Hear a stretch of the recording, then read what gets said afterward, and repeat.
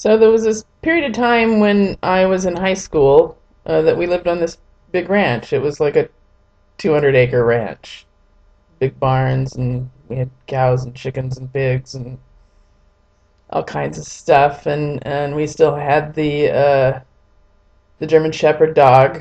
And this one day, he was barking and barking and barking. It was just like Lassie. He was like, would bark at us. He'd come down to the house and bark at us, and then he'd run out to the pasture and start barking.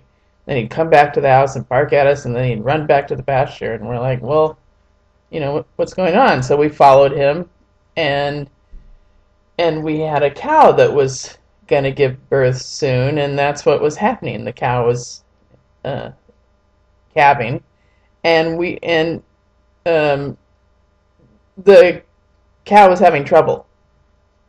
It was apparently a big calf, and the cow was having trouble. Clearly, she was seemed to be in distress. So Mom and I went over and decided we needed to help her. That we had to pull the calf out. Neither of us had ever done anything like this before, and so we tried to grab the calf's feet. There were some feet, coming out, hooves, and we didn't know what end or anything. So we tried to grab them, and they were all slimy. You couldn't even hold on to them.